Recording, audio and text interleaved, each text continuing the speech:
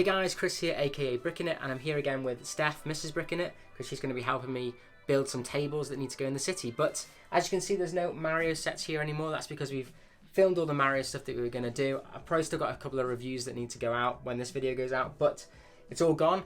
We now have enough room to get back to doing the city stuff. I don't think we'll ever do a haul as big as we did August 1st for a long time because it's taken up so much room, and that's kind of why I'm saying kind of sorry for not doing as many city updates recently. It's just because we've had so many sets and I've had to move up to this attic space all in a week. I did that, and I've still got a new computer that should hopefully be arriving next week, so this place is getting built up and built up, so I really can't wait to start doing some stud.io stuff as well to really get the city MOCs and stuff going. But today I thought we're gonna redo the build some of the other tables that I haven't done yet. We're gonna push this one back and I need to get it all leveled up so that's ready, and then we are gonna get a load of base plates that I ordered from Bricklink. I think I mentioned this a while ago. Not Bricklink, this was Lego. Bricks and Pieces. This is Bricks and Pieces. It took absolutely ages to get here. But over a month. Yeah, I've got a load of half base plates as well as a load of normal base plates. So I'm going to start laying them out and showing you kind of what I've got in my head of what things are going to go where, as well as I might show you a couple of sets if they arrive in the mail this week that's going to be going in the city later on this year.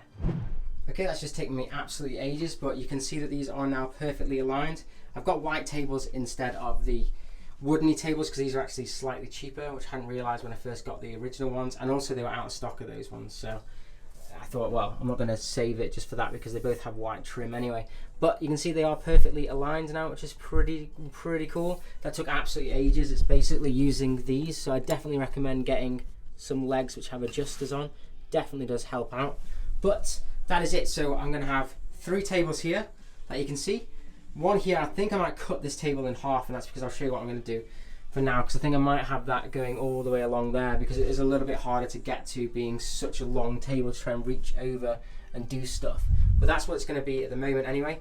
There's another massive table there and then a massive table along here which has my current bits and bobs on, and then you can see there's a big gap here. Why is that? Well, that's because this is actually going to have different legs on, because I'm going to put a table on the floor and then a table on top to create. That's going to be where my marina / underwater area is going to be, which is why I think I'm going to cut this off because it will actually get in the way out. So let's do that and then I'll show you what I mean. And here it is, the last table, or should I say tables, in the setup.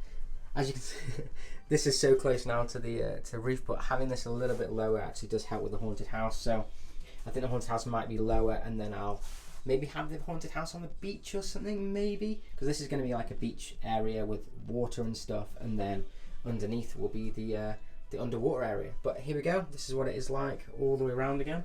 Show you that really quickly, and then if I drop to the floor, you'll see that now we have another table on the floor. So what I want to do is just put a wall around the back to have all the C bits in. Obviously my storage is all at the back there, so I can still then store some boxes underneath the city. There on my charger, so I can get around to it from the side. But this is where I'm going to be putting SpongeBob SquarePants and maybe some of those new National Geographic sets and stuff. So I really wanted to do that. So then as you come into the room, you will walk around, see all of this. This is going to be on a couple of angles, I think.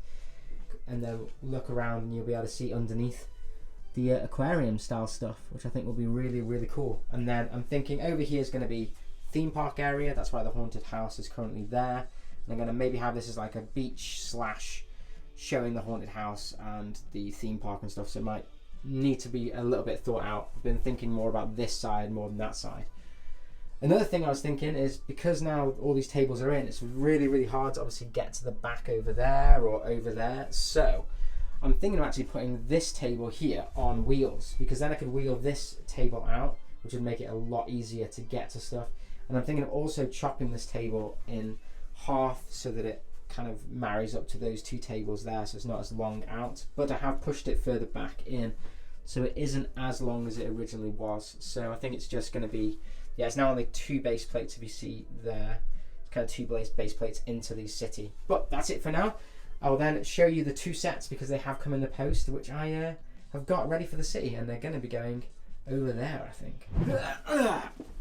Okay, so for you guys that haven't been following me on Instagram, this is one of the package that I got this week, which is Ninjago City, and this is hopefully going to be going in that corner over there. So what I mean by that is that this section here is going to be my new Ninjago district, I think. So I'm going to have it going along here and then potentially Ninjago area kind of starting here, which will have the water features and stuff, which will then hopefully come down to the beach area, and then somehow kind of figure that out. But yeah, I wanted to have Ninjago City there, and there's obviously a new one that's coming as well, so that'd be pretty cool. So to obviously go along with Ninjago City set, we also had another set that was announced, which is that Ninjago Gardens. That's going to be out in January as well. But obviously there is one more set as well that goes with these two, which is obviously Ninjago Docks as well. So I will have all three of the massive Ninjago sets, which will be absolutely awesome. So these aren't going in the city just yet though, and that's because I actually bought these as a Christmas present to myself. Hopefully with Christmas money I'll be getting at Christmas time. But I wanted to get these now because obviously Ninjago Gardens is coming out, so I wanted to get these before they go even more up in value. So I wanted to get them now. I'm going to store them underneath the city for later on, and then I'll probably do a massive live stream of building all of these at Christmas time as I get them, and then getting the new Ninjago Gardens as well. And that's really going to be for the new year, having a massive Ninjago City area, which will be absolutely awesome. So I'm going to put these underneath the city. There they are, under the city, out the way, just for a rainy day for now. But like I said, they're going to be going over here at some point, trying to figure out how they'll kind of fit into the sort of beach area. I need to kind of sketch that out, but I have been working on this, and as you can see, we have lots of base plates. We've got a lot more than that as well downstairs I need to sort through. So I'm going to start putting base plates out, kind of trying to map out what part is going where and stuff, and we'll kind of get an overall view of what the city is going to be looking like.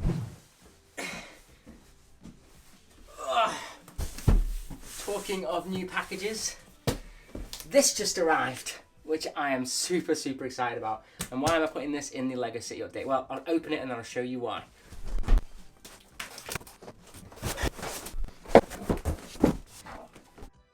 Yes, it is an iMac. Not any iMac, it's the brand new one that just came out, and yes, I know it's still the old design and all that kind of stuff, but also don't judge me, I am a Mac person, not a PC person, but that's another reason why I wanted to get this, because the LDD, Lego Digital Designer, no longer is supported on Macs, which is really irritating, and it's not supported on PC either, but you can't even download the older version on Macs. So I need to learn how to use stud.io, and my old laptop just wasn't handling it. I couldn't make anything, so I thought, so I'm going to get a new computer for Bricknit channel, which I can start doing stud.io stuff and really help with designing stuff for the Lego City. So I just wanted to show you in this, showing that there is going to be some cool stud.io stuff coming up, and I'll be doing hopefully MOCs and things and trying to figure it out. So this is going to be a good way towards that. So even though it's not money on the city as such, it is money on the channel and therefore the city.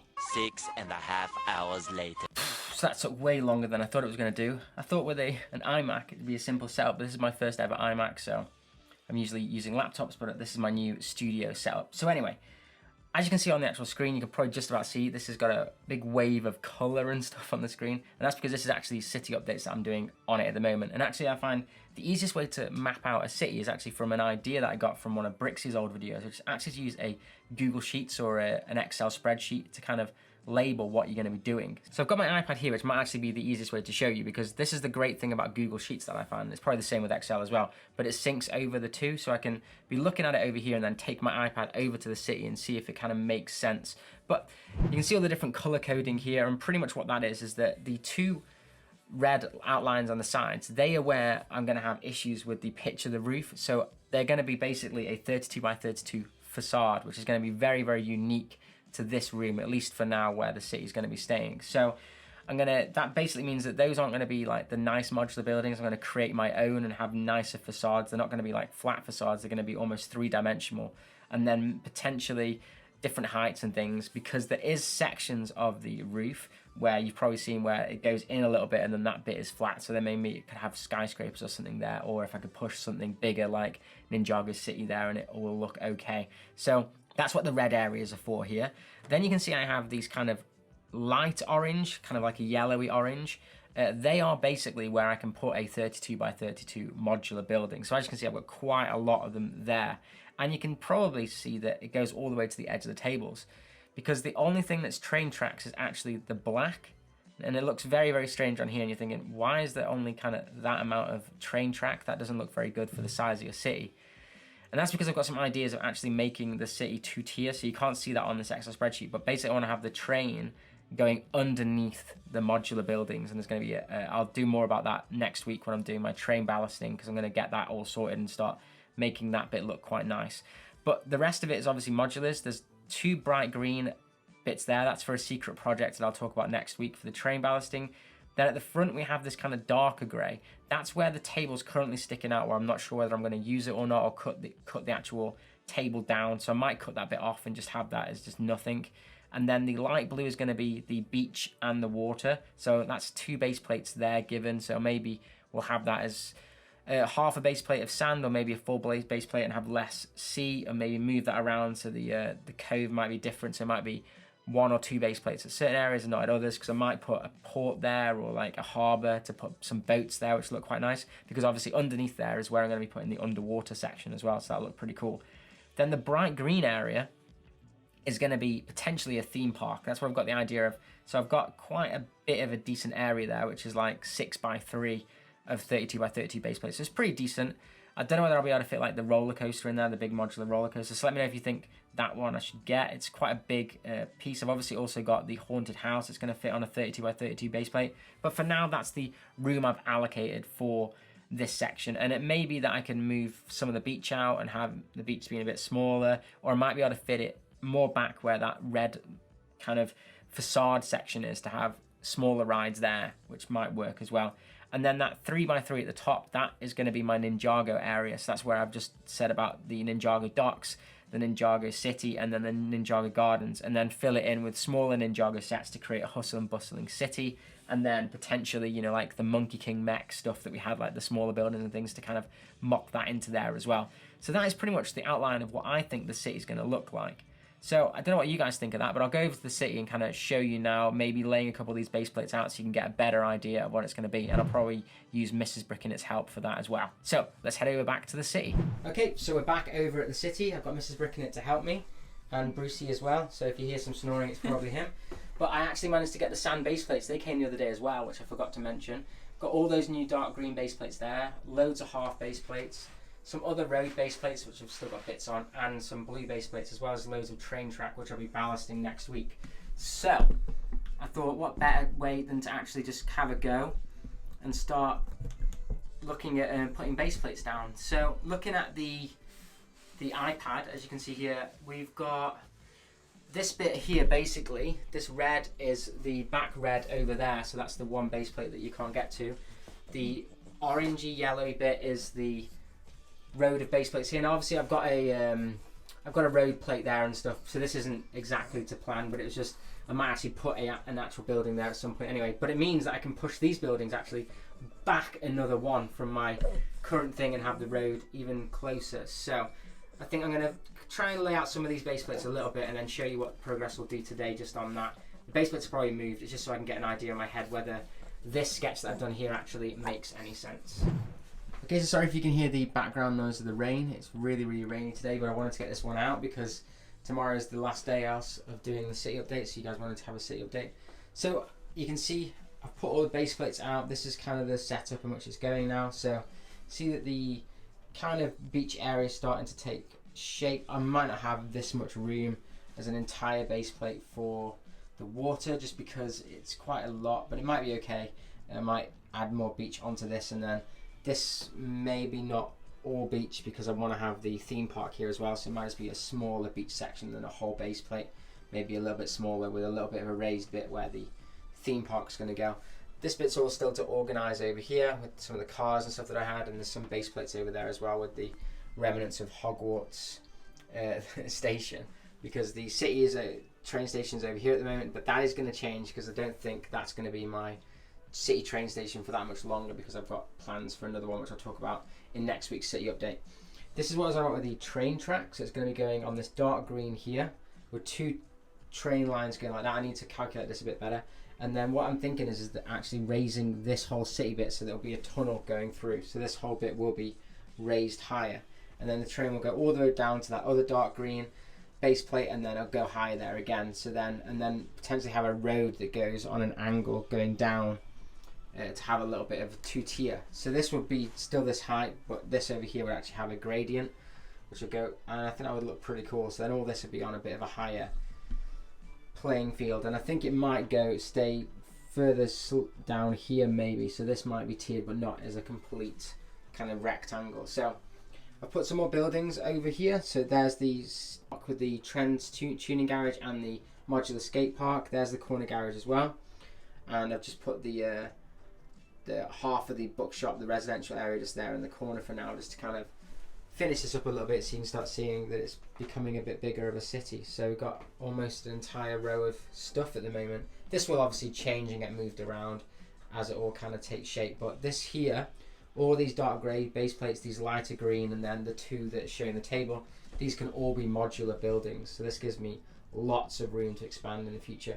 And I'll need to change this these road plates here. It's not going to be those ones, it's just that I've run out of road base plates. Same with over here, it's just to try and get an idea of what's going to happen. So where this dark green one is here, because the train tracks are going to go over, I'm going to have to get maybe a dark base plate and then put speed bumps over. That would be like a train stop. So that could be pretty cool. Can't wait to try and do that because I've not done any of that kind of stuff in the city before. As I said, this is going to be the beach area, that's going to be the theme park area, and then over there is going to be Ninjago, which is why I haven't touched it yet, because we do have the Ninjago sets under here, which I need to wait to kind of get on with. I've also put some sand base plates down here just to kind of start it. This is going to be the underwater section. Need to get some LEDs started down here, and then look at getting those National Geographic sets, as well as my SpongeBob set that's over there as well, that I need to start putting into the city. But I think that's it for this week, and I'll just go to the outro. Okay, so that's it for another LEGO City update. Hopefully I'll be getting back into the swing of doing these a little bit more. I've still got really bad issues with kind of getting hold of bricks and stuff. It took me over 6 weeks to get those base plates, and obviously I need a hell of a lot more base plates as well in the future, but it gives us a little bit of a starting point now, and I've got my computer, which is absolutely awesome, so I'm going to start doing stud.io stuff if I can't do anything else with bricks, so that should help at least get some ideas of plans and stuff going on in the future. Next week I'm going to concentrate on the ballast, because I actually do have some of that stuff already ready, which I did get on a Bricklink order, which I think was on a brick haul last week, so I can start looking at that and maybe just doing some of that and show you how I would go about doing my train tracks. Probably won't have all of it done, but at least starting that process so you can kind of... Okay, so that's it for another LEGO City update. I finally got all the tables together, base plates are starting getting put in, and I can't believe that took 6 weeks to get those base plates here, but at least they're here now and I can start using them to start planning out some new stuff. Next week I'm going to be going on to doing the train ballasting, because I actually have the bricks for that, which is pretty cool. That came in a brick haul order fairly recently, and then I'm going to probably start looking at rebrickable or MOCs on my own using stud.io to then look at getting bricks to put in to start some new modulars or half modulars. That'll be pretty exciting. If you enjoyed the video, then don't forget to give it a like, and if you haven't already, please subscribe, because it definitely does help me out. But as always, have an absolute awesome day. If you enjoyed the vid, then if you haven't already, please like and subscribe, as it really helps out the channel. And as always, keep bricking it.